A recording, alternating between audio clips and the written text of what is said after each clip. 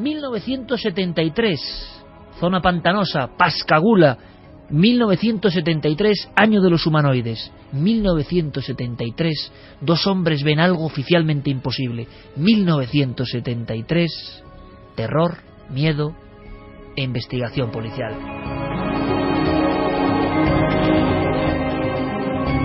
Pues sí, ha habido muchos Julios Fs en todo el mundo. Casi podríamos decir que en los 5 continentes.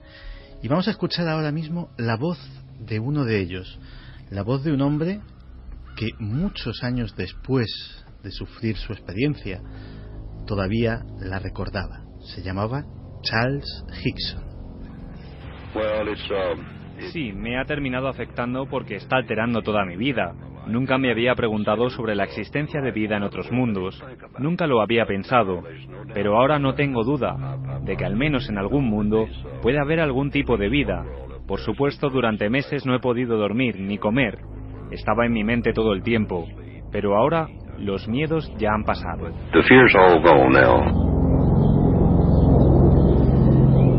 Esto se lo comentaba a Joseph Allen Hynek, uno de los investigadores del fenómeno más notables de todos los tiempos, que se presentó a entrevistar a ambos testigos prácticamente pues al poco de conocerse la noticia. El pasado 18 de septiembre Charles Hickson nos dejó. Falleció de muerte natural, ya muy anciano, y posiblemente se llevó con él el recuerdo de uno de los casos de abducción más notables, por lo extraño, de todos los tiempos. Hay que remontarse efectivamente a ese 1973, cuando él, que entonces tenía 42 años, y un compañero de trabajo trabajaban en un astillero en Pascagoula, en Mississippi. Calvin Parker, de 19 años, era un compañero más joven, pues deciden pasar su tarde libre tranquilamente pescando en un muelle.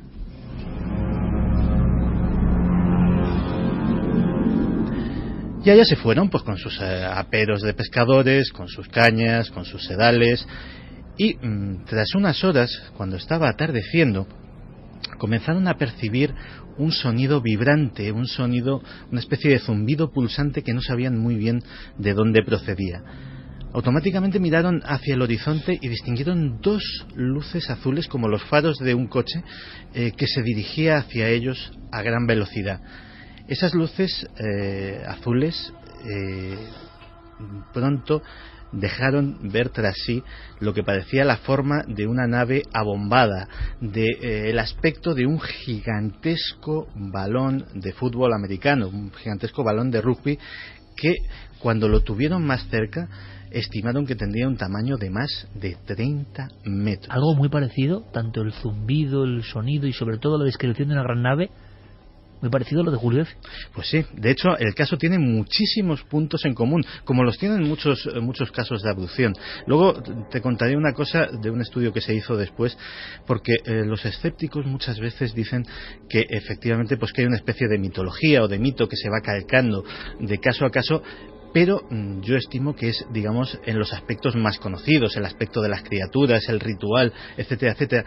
Pero en su momento una investigadora británica, Jenny Randles, hizo un estudio sobre 50 casos de abducción, y algunos detalles nimios, de esos que nunca se mencionan por ser excesivamente banales o por no tener importancia, también coinciden. Aspectos que no son ni mucho menos los que se destacan en los libros o los que se suelen presentar como espectaculares en los casos. Con lo cual le da al fenómeno, a esas coincidencias, una pátida de autenticidad que lo hace aún más inexplicable. Pero volvamos con Calvin y con Charles. Se quedaron, imagínate, atónitos mirando aquel gigantesco balón de fútbol con dos ojos azules que los miraban fijamente, y justo en el frente, en medio de esas dos luces, se abrió lo que parecía una puerta. No había puerta como tal, lo que se abría era la abertura, una abertura de la que se despedía una claridad importante, un rectángulo de luz del que emergieron tres criaturas. Y aquí es ya cuando ese asombro dejó paso al miedo, porque las formas de las criaturas posiblemente sean de las más extrañas que se han dado en toda la historia de la ufología.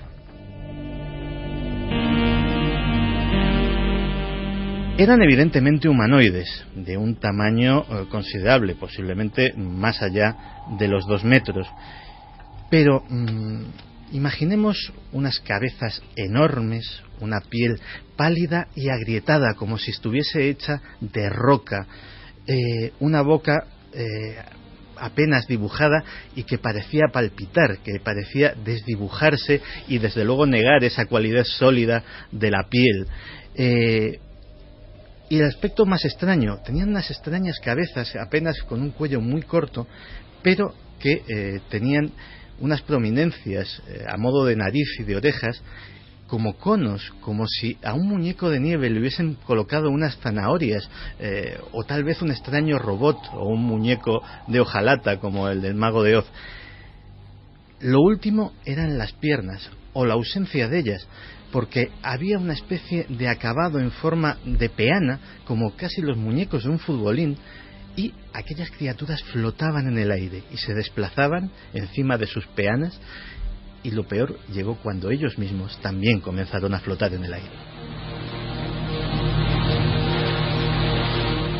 Idéntico a lo que contaba, eso de flotar repentinamente o verse arrastrado, el cazador cazado, Julio F. Pues sí, pero cuando flotaron en el aire en dirección hacia estos seres que los cogieron en sus brazos para introducirlos en la nave, descubrieron el aspecto, digamos, más inquietante de su fisonomía. Eran sus brazos, porque los brazos estaban terminados en grandes pinzas como de una langosta, y que les cogieron por los brazos y los introdujeron en aquella nave. Levitando todo el rato, sin tocar el suelo, sin caminar, lo mismo que los seres que les llevaban, fueron introducidos en una cámara, separados, y Hickson, que es posiblemente el que tenía los recuerdos más vívidos, porque su compañero, tal era el terror, había perdido el conocimiento. Justo cuando aparecieron esos seres se había desmayado, y aún así es su cuerpo absoluto. Por el horror. Sí, por el horror de ver aquellas criaturas imposibles flotando en el aire y dirigiéndose hacia ellos. Pues él había perdido el conocimiento, pero Hickson se conservaba perfectamente lúcido, y vio cómo le introducían en una cámara, y una especie de ojo mecánico recubierto de una especie de neblina azul fosforescente empezaba a examinarle todo el cuerpo por todos los ángulos, cambiándole de postura a los seres para que aquel brazo mecánico coronado en un ojo pues pudiera observarle mejor. También hay cierta similitud a lo que contaba Julio F. de esa esfera de la que salían una especie de sedales, ¿no? Uh-huh. o de finos hilos. Al contrario que Julio F., Charles Hickson no estaba ni mucho menos tranquilo ni plácido. De hecho, con una sinceridad que le honra, confesaba que tuvo un ataque de histeria, que comenzó a patalear, a gritar, a suplicar y a llorar porque no entendía absolutamente nada de lo que estaba sucediendo, y de hecho guardaba unos recuerdos bastante nebulosos de lo que ocurrió en ese examen. Solamente sabe que en lo que para él fueron pocos minutos, de repente se vio otra vez en el suelo, en el muelle, contemplando esa especie de forma de balón de rugby, acompañado de su compañero, que también miraba con una expresión de terror, como dice, que no lo había visto nunca.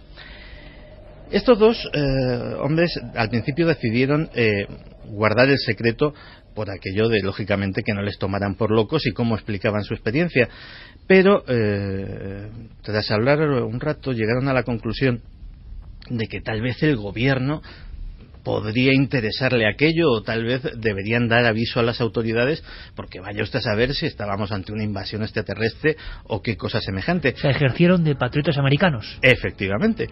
Y se dirigieron a la base de la Fuerza Aérea de Kessler, que está allí también en Mississippi, concretamente en la ciudad de Biloxi, y intentaron hablar con los oficiales de guardia.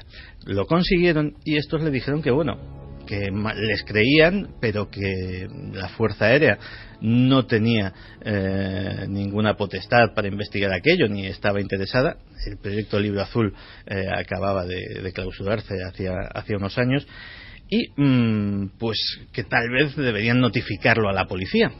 Y eso es lo que hicieron. Se fueron a ver al sheriff Diamond, sheriff del condado de Jackson, que era el que correspondía a aquel lugar, que bueno, escuchó la historia con no poco escepticismo y decidió aplicar una experiencia que hacía con algunos criminales. Les dijo que vale, que iban a ir al muelle a comprobarlo y que mientras tanto, que si podían esperar en una sala, pues luego continuarían con el interrogatorio. Era una sala especial que tenía el sheriff Diamond, en la cual dejaba a los sospechosos que tenían contradicciones y les hacía una especie de careo secreto. La habitación estaba equipada con micrófonos y se grababa absolutamente todo lo que decían. De tal manera que el sheriff pensaba que ellos, pensándose que estaban solos y que nadie les oía, pues digamos que manifestarían si el truco o el engaño existía o si realmente eran sinceros. La cinta que se conoce en el ámbito ufológico como la cinta secreta. La cinta secreta. La cinta secreta es más bien la cinta discreta, como dirían los masones, porque existe, está disponible para que los investigadores accedan a ella en la oficina del sheriff del condado de Jackson, pero no ha sido nunca difundida. Es decir, el investigador puede ir, puede oírla, puede transcribirla, pero no puede ni copiarla ni llevársela. Pero nosotros hemos tenido acceso a parte del contenido de esa conversación.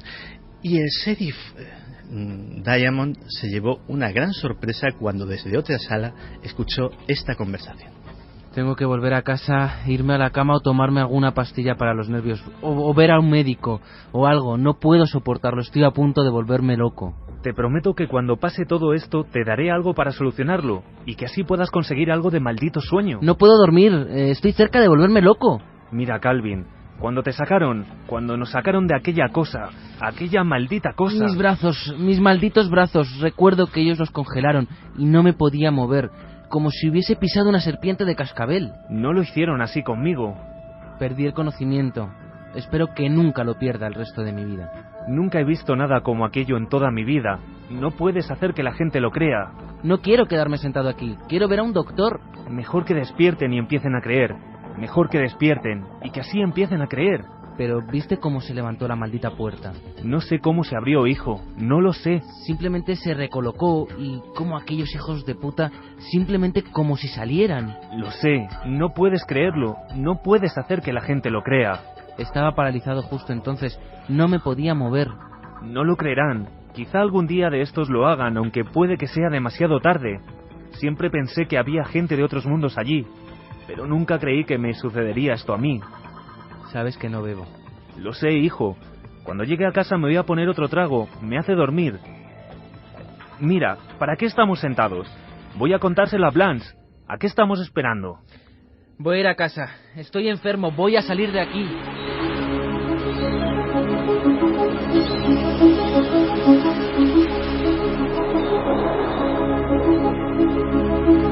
Fermín Agustí y Carlos Largo prácticamente hay que integrarlos ya en el equipo de actores de las dramatizaciones de Milenio 3, porque hemos revivido esa tensión. O sea, el sheriff era muy listo, supo grabarles en un momento en el que se creían libres de toda vigilancia, y lo que refleja ese contenido es ciertamente espinoso, ¿no? Sí, refleja que básicamente la experiencia tal y como la contaron era al menos tal y como lo habían vivido ellos o como creían haberla vivido. Y de hecho el caso terminó llegando a la prensa local y luego a la nacional, pues por una indiscreción de la oficina del sheriff, porque ellos, como tantos otros testigos, pues tampoco estaban muy propensos a dar a conocer ni su identidad ni su experiencia. Eso llevó a que Hynek y otros investigadores se acercaran hasta Mississippi y después de las entrevistas comenzaron la serie de regresiones hipnóticas en las cuales revelaron muchos más detalles, sobre todo Calvin, que era el que, por haber estado inconsciente y porque posiblemente era el que más pánico sentía de los dos, pues tenía una absoluta falta de memoria de casi todos los detalles. Y bueno, el caso terminó siendo uno de los grandes clásicos del fenómeno de abducción y de la ufología estadounidense. Santi, y también tuvieron pesadillas, terrores recurrentes, o sea, no solo durante el incidente, sino que eso parece que persigue la vida de las personas. Sí, de hecho Hickson lo comentaba en alguna entrevista posterior, que no dio ni muchísimo menos muchas, pues prácticamente lo vivió ambos, pero él fue el que más lo comunicó como una experiencia tremendamente traumática, y eso es casi común a casi todos los abducidos. Pensemos en un detalle, hemos adoptado el término abducción pues casi para diferenciarlo y para darle esa cualidad exótica o extraterrestre, pero es un secuestro, aunque sea un secuestro de humanos, aunque sea un secuestro express para que te lleven a un cajero, es una experiencia muy traumática de por sí. Es una experiencia en la que el ser humano se enfrenta a uno de sus peores miedos, que es la falta de control, que de repente todo el control de tu vida está en manos de unos extraños. Ahora multiplica ese terror que produce cualquier secuestro por esas circunstancias tan sumamente extrañas y tan sumamente anómalas que te hacen dudar de la realidad, de tu propia mente, etcétera, etcétera. El trauma es tremendo, aunque no te hicieran nada esos secuestradores de otro mundo para borrarte la memoria, el propio estrés postraumático te produciría esa amnesia y tendrían que sacarte esos recuerdos con cuentagotas o, como suele ser, a través de la regresión hipnótica. Nunca antes habías estado tan cerca de lo desconocido.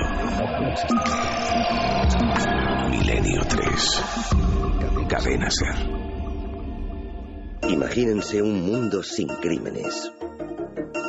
Perdí a mi mejor amiga. Perdí a mi tía. Perdí a papá. Perdí a mi padre. Perdí a mi mujer. Hace apenas 6 años la tasa de homicidios en este país había alcanzado proporciones de epidemia. Parecía que solo un milagro detendría aquel baño de sangre. Pero en vez de un milagro se nos concedieron 3. Los precognoscentes. En solo un mes con el programa Precrimen, el índice de asesinatos en la ciudad de Washington se redujo un 90%. Iban a esperarme en mi coche. Iba a violarme. Iba a apuñalarme. Aquí. En un año, Precrimen acabó de forma efectiva con los homicidios en la capital del país. Durante los 6 años que ha durado este sencillo experimento, no se ha cometido un solo crimen. Ahora Precrimen puede funcionar para usted. Queremos tener la absoluta certeza de que todo americano pueda confiar en la infalibilidad del sistema y de que aquello que garantiza nuestra seguridad también garantiza nuestra libertad. Precrimen funciona. Funciona. Precrimen funciona. No, esto no era publicidad de la cadena SER. De hecho, esto, yo creo que este corte no es ni mucho menos la primera vez que lo ponemos.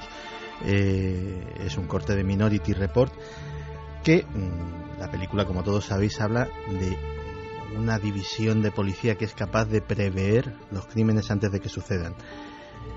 Todo eso lo hemos hablado durante todos estos años pues como algo que era técnicamente posible, como algo que se podía hacer mediante tal o cual sistema, que era teóricamente, pero hoy Diego Marañón nos va a contar que esto no es teóricamente posible, sino que a lo mejor se está haciendo en algún sitio. Pero antes de saludar a Diego, hoy es un día raro, hoy es un día extraño, así que en vez de Fermín Agustí, que lo dice siempre, dilo tú, Javier.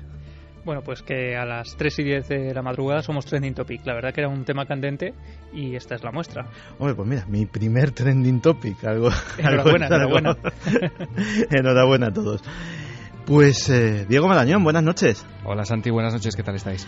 ¿Qué me cuentas? ¿Que esto del precrimen ya se está haciendo? ¿Que no es ya cosa de ciencia ficción o de lucubraciones de futuristas? Bueno, como dices, llevábamos bastante tiempo hablando de ello, pero al final siempre parecía un poco utópico todavía, ¿no? Parece que ese futuro que Philip K. Dick había imaginado en ese relato corto suyo, en Minority Report, en 1956, nada más y nada menos, era un poco inalcanzable. Pero resulta que esta semana hemos conocido que ese futuro está más cerca que nunca, porque al parecer el Departamento de Policía de Chicago, eso es lo que decían los titulares, ya utiliza un modelo informático de predicción para identificar a los individuos que tienen una mayor probabilidad de cometer delitos violentos.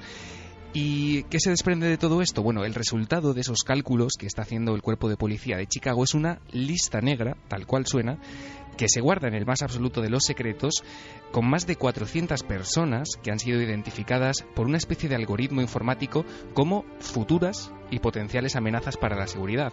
Fíjate, Santi, que hasta ahora 60 de esas personas que hay en la lista han sido ya visitadas por agentes de policía en su casa para hacerles llegar un mensaje claro e inquietante. Ese mensaje es: estás siendo vigilado.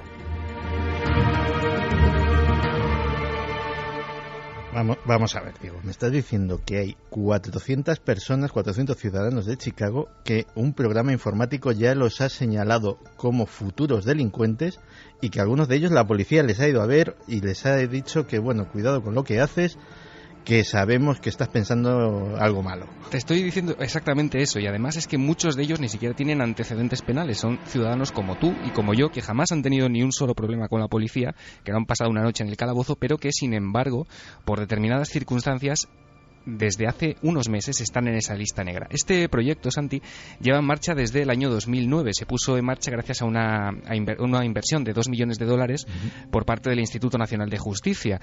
Y, como te digo, utiliza una especie de algoritmo que ha sido desarrollado por Miles Wernick, que es un profesor e investigador del Instituto de Tecnología de Illinois. Este hombre lleva desde los años 80 haciendo trabajos de este tipo, de análisis predictivo, trabajando con las fuerzas militares de Estados Unidos, y ese algoritmo se basa en los antecedentes penales para identificar no solo a los que se consideran pues probables infractores reincidentes, sino también, como te digo, a personas que tienen que sin tener antecedentes penales sí que tienen algún tipo de contacto con delincuentes. Y además no solamente eso, sino que los clasifica, los ordena en una especie de ranking en función del riesgo.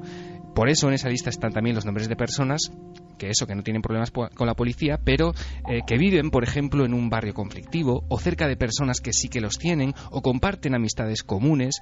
Factores todos estos que les hacen pues más proclives a estar involucrados en algún tipo de delito o en acto criminal o violento. Estamos así pues más cerca que nunca de ese concepto que parecía que no iba a llegar, que es el de culpable por asociación. Conoces a alguien que es culpable, por lo tanto tú pues puedes estar cerca de convertirte en objetivo de la justicia, ¿no? Eso es lo que proponía Minority Report, una especie de predicción del crimen. Fíjate que lo decíamos en algún momento de esta temporada cuando hablábamos de los algoritmos y de la capacidad que tenían de desde escribir música hasta predecir pues el futuro de las relaciones internacionales. Quién sabe si hay algún algoritmo ahora mismo tratando esta crisis de Crimea.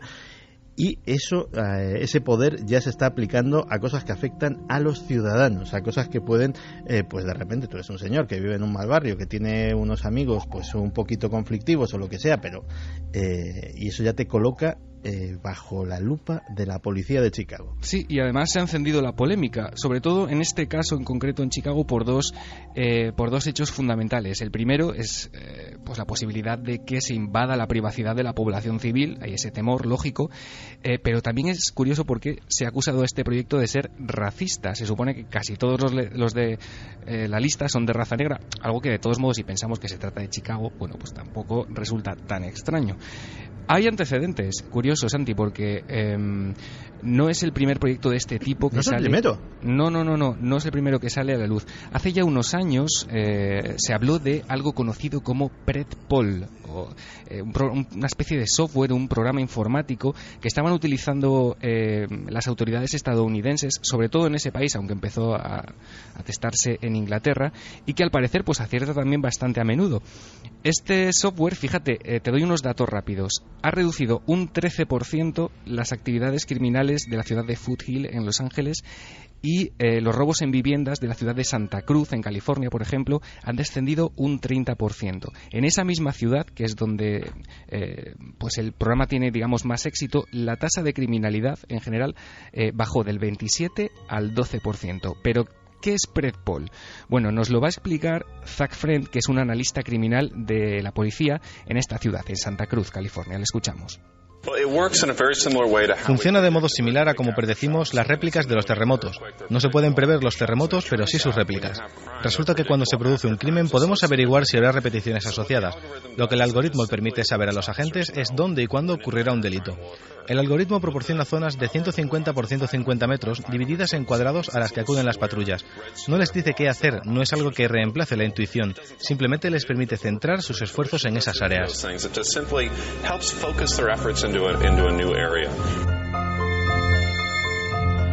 Pues suena bastante increíble. En este caso no se enfoca tanto en los ciudadanos como que señala una cuadrícula y el programa dice aquí va a pasar algo, no sé exactamente qué, pero esto tiene muy mala pinta, ¿no? Sí, efectivamente, son cuadrículas de unos 150 metros por 150, entonces lo que hacen la policía es, a partir de los datos que proporciona el programa informático, envía coches patrulla, por ejemplo, y con esa visibilidad de la presencia policial en ese barrio, se supone que asustas de alguna manera a los probables o previsibles delincuentes para que lleguen a hacer sus acciones criminales o delictivas, ¿no? El programa este también funciona a base de algoritmos han sido desarrollados por las universidades de Santa Clara y por la Universidad de Los Ángeles, y lo que hace es analizar estadísticas, lugares, horarios en los que se han cometido delitos previos y los cruza con los datos sociológicos y con patrones de comportamiento criminal. Uno puede pensar, bueno, pero esto puede resultar carísimo. Bueno, pues no, ya verás. Zach Friend, este analista criminal de Santa Cruz en California, nos explica también por qué este software Predpol es bastante útil y bastante rentable. Es muy difícil para una persona tener unos patrones a tan largo plazo, sobre todo para un nuevo agente. No es fácil interiorizar un historial. Esto pone todos los elementos sobre el tablero de juego para que al final los resultados sean los mejores. El software cuesta lo mismo que un analista criminal o incluso menos.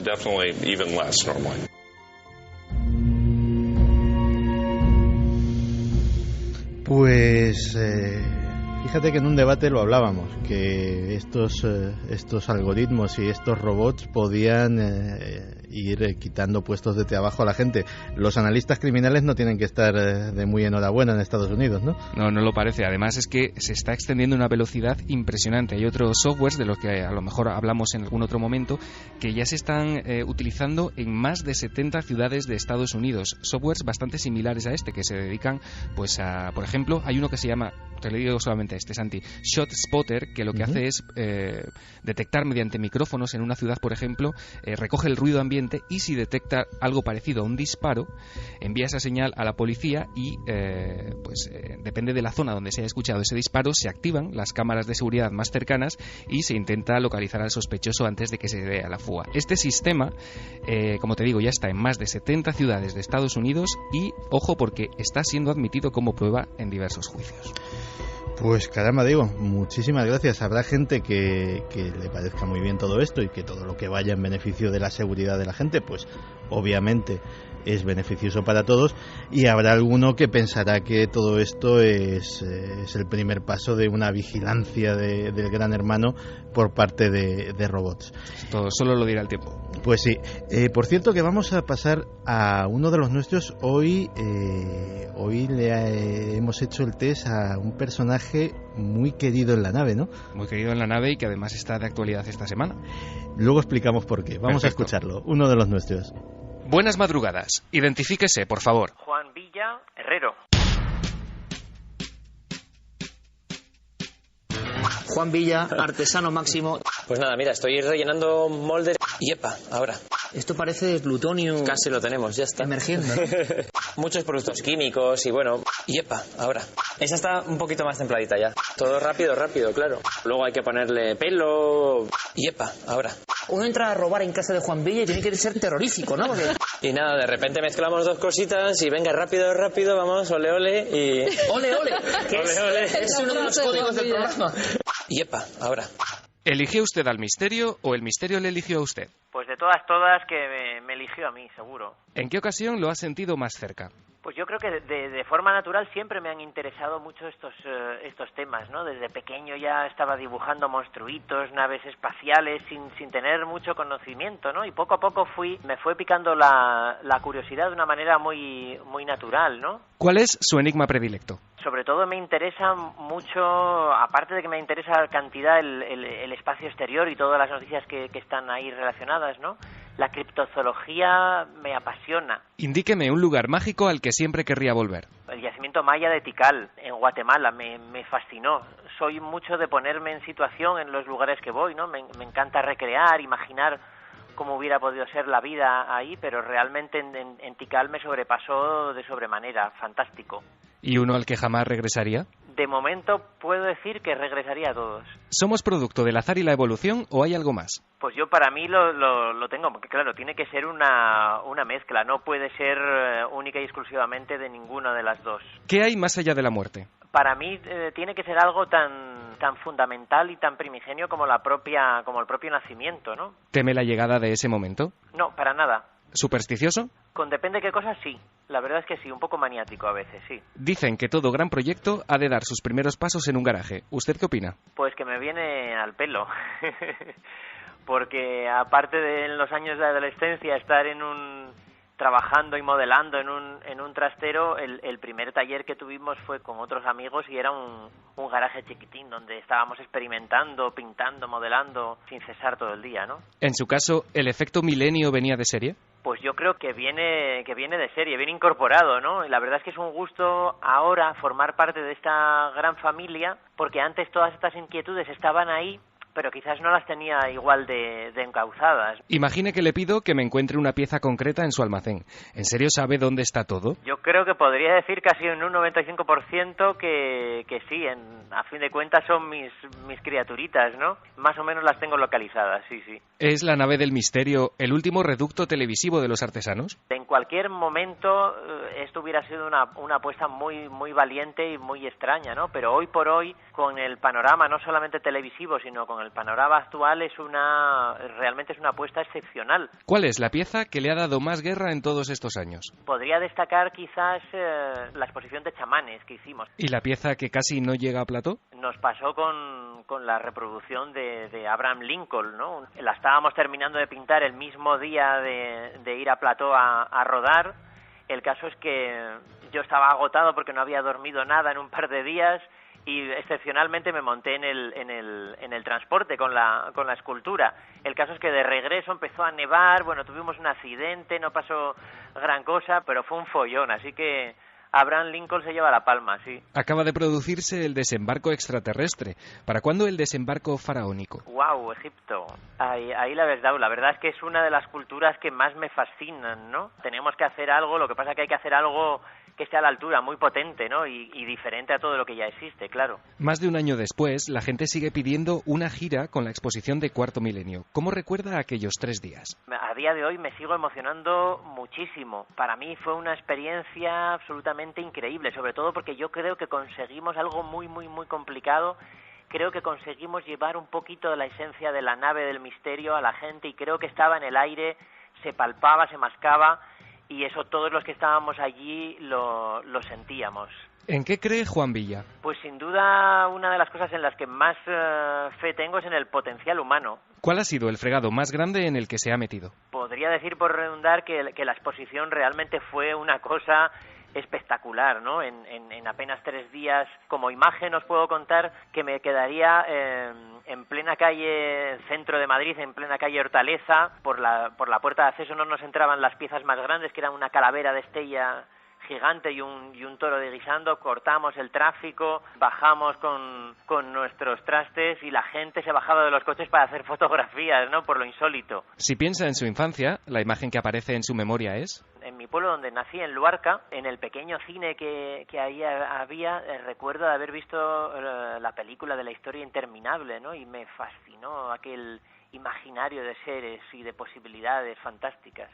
¿A quién le encantaría haber conocido? El artesano, el escultor que estuvo tallando la esfinge de Gizeh en Egipto, ¿no? Imaginaros cómo tuvo que ser ese momento que ha pasado tan tremendamente a la historia, ¿no? ¿A qué tiene miedo? A las atrocidades del ser humano. ¿Un libro y una película? Voy a elegir el perro de los Baskerville y películas, podría decir Cristal Oscuro, El laberinto, otra vez La historia interminable. Un pintor y un músico. Me apasiona Kandinsky, Vasily Kandinsky. Y un músico, aunque suene muy clásico, pero yo lo conocí desde pequeñito, y es Mike Oldfield, ¿no? Acabemos con un vicio confesable. Yo creo que puede ser guardarlo todo, porque la verdad es que si venís aquí al taller, yo me encanta guardarlo todo, no solamente, lógicamente, las piezas terminadas de atrezo, pero cualquier cosa, me resisto a tirar un palillo, una rueda, una impresora vieja, siempre me gusta guardar todas estas cosas. Gracias por su colaboración. La identificación ha sido completada con éxito. Desde este momento puede considerarse de forma oficial y por méritos propios uno de los nuestros.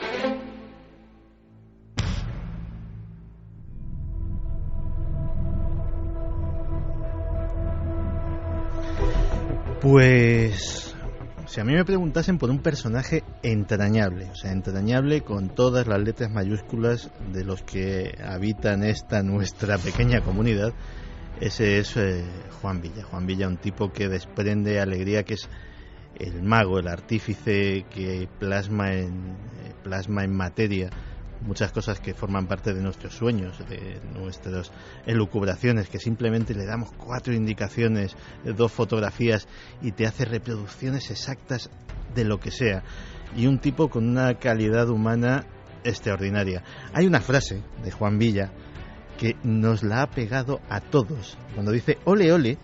Ole ole es una expresión muy suya, y yo creo que no hay nadie del equipo de Cuarto Milenio que no diga ole ole en algún momento ya del día o de la semana.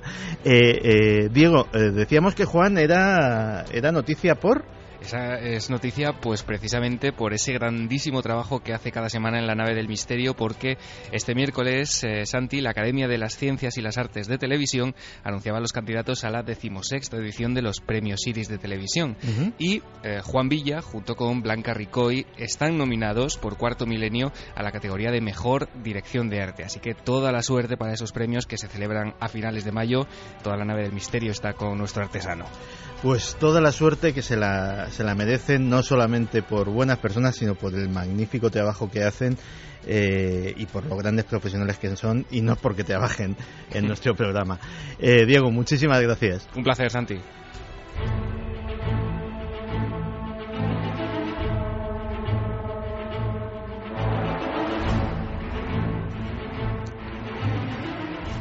A ver, Javi. Estábamos hablando durante la hora anterior, y además ha sido una hora intensa, de Ucrania.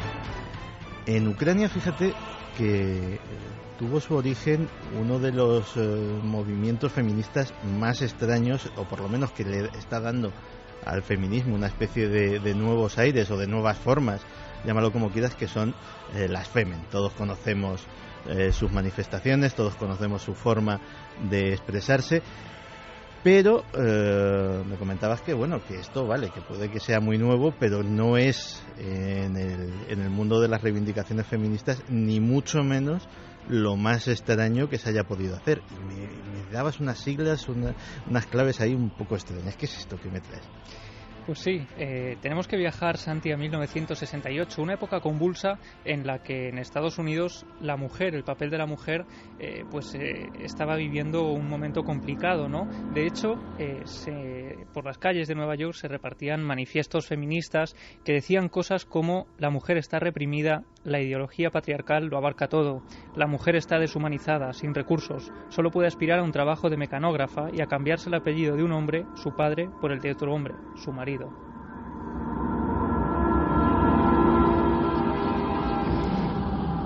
Todo eso pues me parecen reivindicaciones muy justas, y de hecho pues hemos pasado una jornada precisamente para recordar la desigualdad que todavía hay entre hombres y mujeres en nuestra sociedad. Pero vale, esto es Milenio 3, ¿esto qué tiene que ver con nosotros?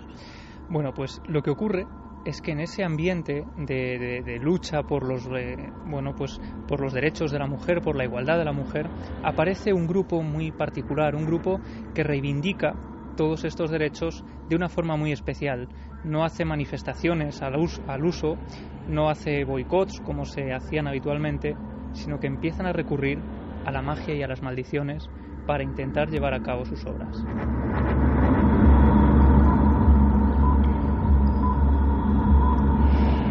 Y deciden elegir un nombre muy particular, Witch. Witch, que bajo el nombre en el que se esconden estas mujeres, bruja en inglés, se esconde a su vez un acrónimo, efectivamente, que significa Conspiración Terrorista Internacional de las Mujeres del Infierno. ¿Pero terrorista?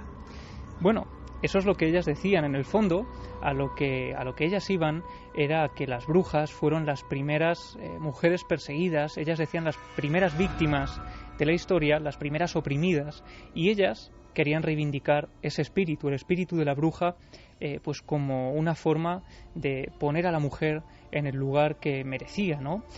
Precisamente para eso, ellas utilizan esas armas, los conjuros, los hechizos mágicos para conseguir sus propósitos, anuncian el retorno de las brujas. Los medios de comunicación aseguran que este grupo de mujeres lleva a cabo un discurso violento y casi apocalíptico, recuperaban un lenguaje místico y colocaban a la filosofía oculta al servicio de la herejía feminista.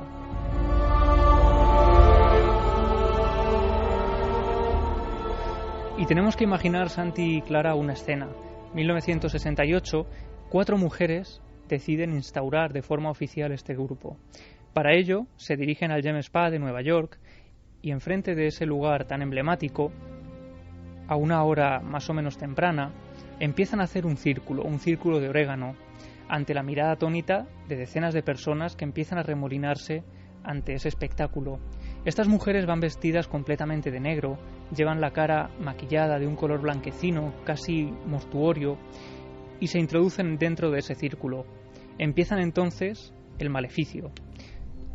Imagina a toda la gente mirando alrededor a estas 4 mujeres diciendo a la vez: en el sagrado y más poderoso nombre de Witch, conspiración terrorista internacional de mujeres del infierno, nosotras, hermanas brujas del único y verdadero subsuelo, anunciamos nuestra presencia y comenzamos nuestro hechizo.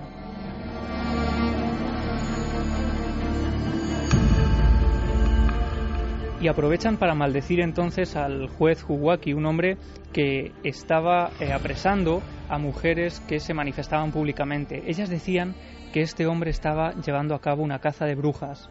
Finalmente, tras la maldición a este personaje, Sharon, una de las mujeres, una de las primeras witch, lee la última parte del conjuro. Dice: esta es por fin la estación de la bruja.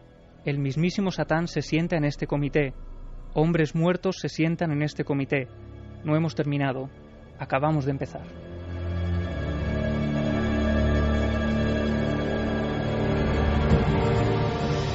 Y puede parecer que en realidad estas mujeres estaban haciendo un papel para aparecer en los medios de comunicación. Sería lo más lógico. Justo lo que te iba a preguntar, es decir, ¿esto era una maniobra propagandística? ¿Se vestían de brujas como se podían vestir de otra cosa? ¿O se lo creían? Se lo creían. Fíjate, de hecho la primera fundadora, Robin Morgan, es una mujer que empieza a indagar, ella era feminista, pero empieza a indagar en su árbol genealógico y tras una investigación de largos años ella asegura llegar al siglo XIII. Y lo sorprendente es que ella en todas las entrevistas aseguraría que llevaba sangre de bruja en las venas, que sus antecesores ya practicaban la brujería, conocían las propiedades curativas de algunas plantas y de hecho ella aseguraba que muchas de sus antecesoras pues habían perdido la vida por ser acusadas como brujas. Y en este momento, cuando ella todavía no ha fundado Witch, está en una manifestación feminista y dice que sufre o vive un momento de iluminación, esos que tanto hemos hablado que duran apenas unos segundos. En esos instantes ella asegura recordar una vieja religión, una religión que ella no había estudiado nunca, una vieja religión pagana, una religión de culto a la diosa.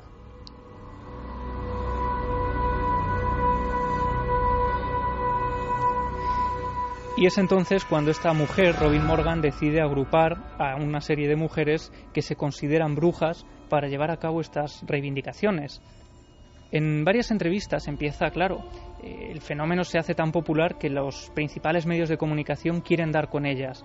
Lo sorprendente es que no todos lo consiguen y que existen fotos contadas de estas mujeres, hasta tal punto que algunos medios bautizaron sus apariciones como apariciones fantasmales.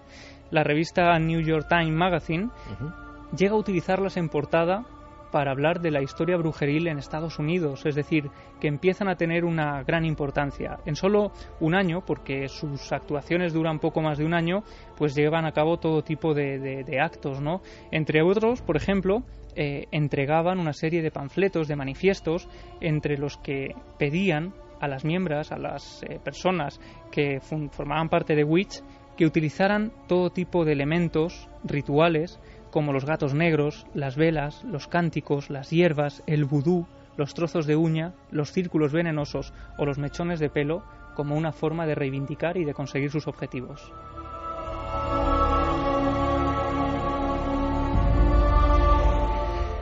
¿Y sabemos de más acciones de estas multitudinarias que hubiesen llevado a cabo?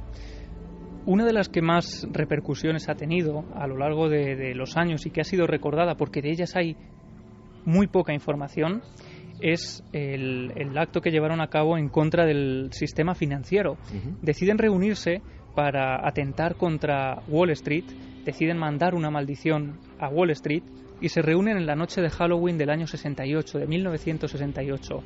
Estas mujeres, un grupo de mujeres enlutadas, decide reunirse frente a la sucursal del Chase Manhattan Bank y cuando cae la noche empiezan el aquelarre. Lo que el diario Rat describió como estas mujeres, con los ojos cerrados y las cabezas agachadas, invocaron un hechizo de las brujas argelinas mientras anunciaban el próximo hundimiento de la bolsa.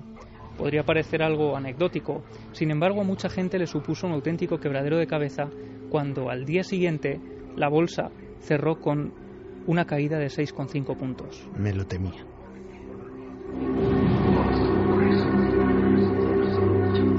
Y por ejemplo, otro de los actos multitudinarios a los que accedieron fue la convención del Partido Demócrata de 1968. En aquella época y en aquella convención en concreto, el partido estaba dividido por la guerra de Vietnam. Había un ambiente muy convulso en la sala. Y hay un momento en el que en medio de las discusiones, una puerta, la puerta que hay al final del palco, se abre de par en par dando un fuerte golpe. La gente se gira y se queda horrorizada cuando descubre que paseando por el centro de la sala está Sharon Krebs.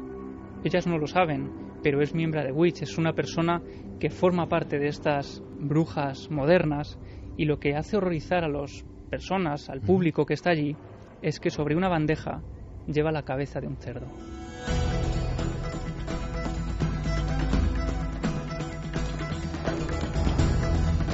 No será esa foto que me has enseñado antes. Efectivamente, esa es una de las pocas fotografías que quedan registradas de las acciones de estas mujeres. Unas personas, además, un grupo que causó auténticos quebraderos de cabeza a las autoridades porque empiezan a extenderse a lo largo del año 68 por varios estados de Estados Unidos. Boston, Chicago, San Francisco, Carolina del Norte, Portland y Austin son solo algunos de los lugares donde estos grupos pues extienden sus tentáculos. Unos tentáculos a los que algunos medios definieron como grupos de mujeres reunidas en secreto con el objetivo de conspirar contra el mundo. ¿Y sabemos qué fue de ellas? ¿Esto ha tenido alguna repercusión? ¿Ha tenido alguna continuidad en el tiempo? ¿Se les puede seguir la pista hasta hoy o se disolvió en algún momento? Pues fíjate, sus actuaciones eran tan incómodas que las autoridades tomaron cartas en el asunto de manera muy rápida. Como decimos, duraron poco más de un año. Lo que ocurre es que durante ese año se apresan a varios miembros de Witch, se les acusa de conspiración y llamamiento a la violencia, se las encarcela. Algunos periódicos, incluso a favor de estas mujeres, llaman a todo este fenómeno una nueva caza de brujas, y lo más sorprendente es que al final, cuando vuelven a quedar unos 5 o 6 miembros de Witch, deciden disolverse, pero después de hacer un último maleficio. Otra vez en la noche de Halloween, esta vez del año 69, las últimas Witch se reúnen en una plaza de Nueva York y lanzan la maldición, diciendo: nuestra hermana Justicia se encuentra encadenada y atada. Nosotras maldecimos la tierra en la que murió. Y nunca más se supo. Nunca más se supo. Sí que durante el año 1970 hubo alguna escisión. Algunos miembros fundaron el grupo El Aquelarre y continuó este grupo durante unos años, pero desde luego no tuvo la fuerza que había tenido Witch. Algunos otros miembros feministas pues formaron nuevos grupos que utilizando estas siglas daban otras frases, pero poco más se supo. Ahora, gracias a la editorial La Felguera, que ha publicado los primeros comunicados y hechizos de esta conspiración terrorista internacional de las mujeres del infierno, pues podemos saber algo más del tema. Pues la verdad es que no es fácil, me has conseguido sorprender. O sea, esto no conocía yo en absoluto nada de su existencia. Tú tampoco, supongo, Plata, ¿no? No. Y bueno, la brujería como forma de reivindicación político-social. Bueno, pues ahí lo dejamos. Cosas más extrañas se han visto, pero pocas.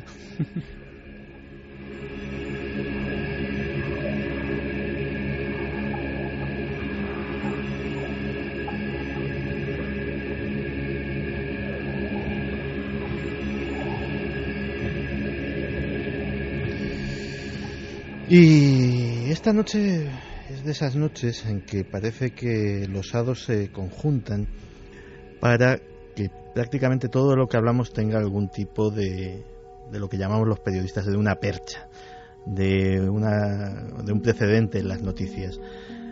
Hablábamos de Ucrania, hablábamos de las Femen, y el poco tiempo en los informativos que dejan las crisis internacionales y las crisis locales estos días, pues nos hemos estremecido con la historia de un accidente aéreo que ha tenido lugar con la precipitación de un avión sobre las aguas del mar, la pérdida de un montón de vidas.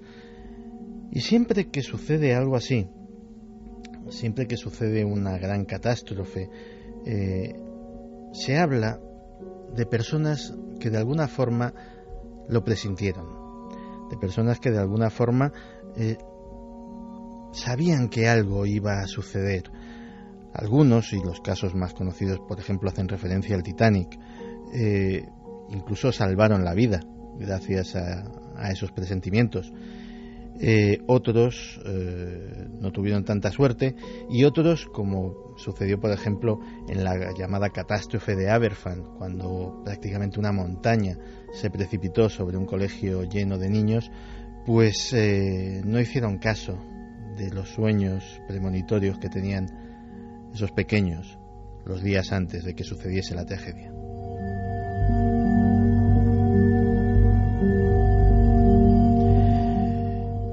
Vamos a escuchar un sonido que nos va a traer a una fecha terrible dentro de la historia reciente de la ciudad desde la que os hablo, de Madrid. Sucedió en el aeropuerto de Barajas, cuando el día a día normal, el ir y venir de los aviones, de los pasajeros, se vio interrumpido por algo inesperado y terrible. Fuerte explosión a la Terminal 4 de Barajas. Vamos a activar los colectivos. Hay un avión que se ha estampado. Silencio en radio si no es urgente. Al Aeropuerto Internacional de Barajas. ¿Ha explotado un avión? Tenemos un 75 en Barajas. ¿Qué es un 75? Un avión que ha explotado. Negativo simulacro. Recibido plan rojo. Activamos plan rojo. Explotaba la hostia. Manda para allá todo el mundo. Suspende todos los servicios. Sí, eso dice. No ha intentado ni nada, ¿no? No. ¿Tenéis el Billy que ha explotado? Yo no he desayunado ni he comido. Es un avión de Spanair que lleva 160 y tantos pasajeros. Por la hostia que se ha metido, atención, sí. Van a necesitar todo. Estamos entrando igual que el punto que entramos. Era el 20 de agosto de 2008, el vuelo 5022 de Spanair, que cubría la ruta entre Madrid y Gran Canaria, un McDonnell Douglas MD-82, sufrió un accidente inmediatamente después del despegue. Hubo una importante pérdida de vidas, concretamente 154 fallecidos. 18 personas resultaron heridas y salvaron la vida de forma casi milagrosa, habiendo ocupado algún asiento de ese avión. Pero, Clara, a pesar de lo trágico del asunto, hay otras historias. También aquí hay un componente que hemos extraído de tu archivo, un componente que nos habla de esas premoniciones, de esos presagios de que algo terrible podía estar a punto de suceder. Sí, claro, porque cuando ocurren estas cosas, evidentemente, lo primero de lo que se habla es, por supuesto, de las víctimas, de la situación en la que quedan, luego se hacen las preguntas, ¿no? ¿Qué ha pasado? ¿De quién es la culpa? Pero pocas veces se indaga en una especie como de limbo, de pensamientos, de situaciones que se han producido en las horas y en los días antes, que a lo mejor tienen que ver o pueden tener alguna relación con el accidente, y sin embargo sus protagonistas no son conscientes hasta que de repente se encuentran con la tragedia, ¿no? Y para muestra de esto vamos a traer dos testimonios muy interesantes esta noche. El primero es la protagonista de esta noche. La primera se llama Marta. Ella era azafata de Spanair cuando se produjo el accidente, y aunque ella no estaba en el avión, tenía que haber estado. Vamos a luego explicar por qué, ¿no? Marta tenía un sueño desde niña, un sueño que se le repetía con cierta frecuencia, lo que técnicamente en el estudio de los sueños se llama un sueño recurrente, hasta que incluso este sueño se llegó a incorporar en su vida de una manera increíble, ¿no? Es decir, lo asimiló como el sueño de siempre, ¿no? Tenía sus variantes, pero el desenlace era siempre el mismo, y ella misma nos lo va a contar. El sueño comenzaría desde que yo tuve conciencia y me empezó a apasionar el mundo de la aviación, y sabía que quería ser azafata o tenía cierto interés por la aviación. Y el sueño normalmente era que yo estaba en un avión, siempre de pasajera, y a última hora o no llegaba a entrar al avión, como eran repetitivos, eran diferentes a la noche, pero siempre era lo mismo. Era que yo veía cómo ese avión despegaba y se hacía como una bola de fuego, y era repetitivo y lo pasaba mal. Tenía una sensación de que mal, pero en cierto modo también estaba como aliviada, decir, ¡qué suerte!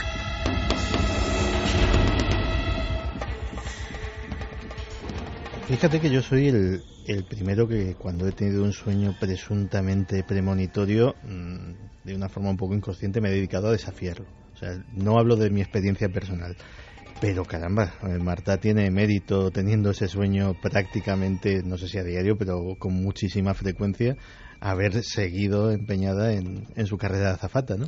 Sí, esto es una de las cosas que a mí me sorprendió y que le pregunté, digo, ¿cómo es posible? Porque muchas personas habrían desistido en esa vocación y habrían a lo mejor tirado por otra rama, ¿no? Y la explicación tiene mucha lógica. Marta procede de una familia en la que su abuela es precisamente una de las primeras azafatas de España, de esas primeras promociones, y claro, Marta era de un pueblo, pequeñito, y entonces veía todas esas vivencias, escuchaba a su abuela hablar, su abuela se había casado en el extranjero, había conocido otros lugares que Marta deseaba conocer, y por eso siguió fiel en su empeño, acabó su formación, es más, se fue a vivir a Londres, estuvo viviendo largos años en Londres para aprender bien inglés, y echó numerosos currículums en diferentes compañías, y curiosamente, cuando la llaman para incorporarse a Spanair, fue justamente 6 meses antes, poco más, poco menos, del accidente.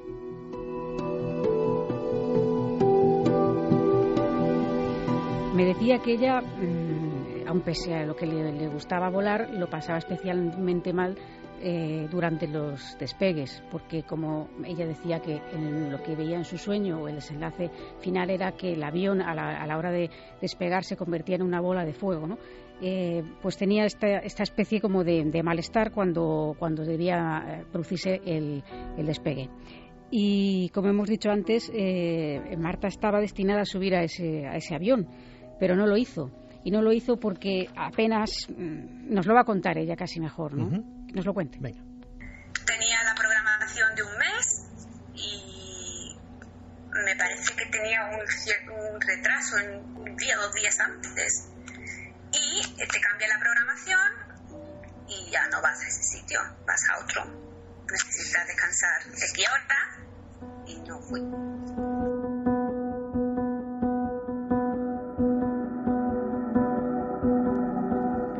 Estas programaciones se hacen con antelación, ella lo ha explicado, tenía una programación prácticamente de un mes vista de los vuelos que tenía que tomar. Y ella pues finalmente no realiza ese vuelo, realiza otro, y de hecho se entera durante mientras estaba volando de vuelta, al volver pues se entera de lo que ha pasado, ¿no? Sí, supongo que la noticia devastadora, ¿no? Además, date cuenta que ella conocía a varias de esas personas que eran sus compañeros de tripulación, ¿no? Yo la verdad es que tengo que agradecerle desde aquí que nos haya dado este testimonio, pero no es el único, porque ahora hay otro testimonio todavía más inquietante por la cercanía de ese suceso y porque no sabemos muy bien cómo funciona realmente nuestra mente ni nuestra forma de el pálpito, de la forma de sentir las cosas. Además, curiosamente, la persona que nos da este testimonio, Fernanda Palomino, compañera de profesión, periodista, y además muy vinculada a la nave del misterio, bueno, ella tiene una hermana gemela idéntica que es médico del SAMUR y que ese día tenía previsto volar junto con su marido, conductor de ambulancia del SAMUR, y la hermana de en el vuelo famoso de Spanair. Claro, Fernanda estaba disfrutando de un caluroso día, hablamos de un día veraniego, de un día que, en fin, que estaba haciendo pues sus cosas, disfrutando un poco del tiempo libre con su hijo, cuando de repente sintió algo muy extraño, algo que le hizo removerse absolutamente por dentro y que le hizo cortar toda esa actividad festiva. Ella misma nos lo va a contar y además muy bien contado porque se nota que es periodista y su crónica, ella misma hace este desenlace de manera magistral. Aquel 20 de agosto nos cambió muchísimo la vida y será difícil de olvidar ese 20 de agosto de 2008, un día muy caluroso en pleno verano, en el que, como todos los días, bajé a la piscina con mi hijo y cada día me subía a las 3 de la tarde, porque era la hora que cerraban la piscina. A las 2 menos 20, a las 3 menos 20, le digo a mi hijo, vamos a subir a casa. Y me preguntó, ¿por qué? ¿Por qué, mamá, si subimos siempre a las 3? Y le dije, tocándome el corazón, y le dije, algo no va bien. Subí a casa y bueno, como siempre, yo como lentísimo, y esta vez comí rapidísimo, me puse enfrente del ordenador y me dejó la piel de gallina cuando vi el titular, tragedia aérea en Barajas. Ese día para mí, o sea, yo jamás lo voy a olvidar, porque empecé a sentir que mi hermana iba en ese avión. Mi marido me preguntaba, ¿pero cómo sabes que va ahí? Le dije, porque me lo dice algo. O sea, yo tuve el presentimiento de que mi hermana iba en ese vuelo, iba por la casa como zombie, paseándome y tocándome el pelo, diciendo, mi hermana iba en ese vuelo. Pasó una hora y de repente sonó el teléfono y era mi hermana diciéndome que iba en ese avión, pero que estaba bien. Y bueno, no es la primera vez que como gemela me ocurren estas especie de premoniciones. Pues impresionantes historias, como siempre que sabemos de estos testimonios. Los hubo relacionados con el tsunami, los hubo relacionados con las Torres Gemelas. Siempre que hay una acumulación de dolor y de muerte, parece que esa huella lo impregna todo, impregna incluso el pasado e impregna el futuro. Y algunas personas tienen la sensibilidad suficiente como para captar esa impregnación.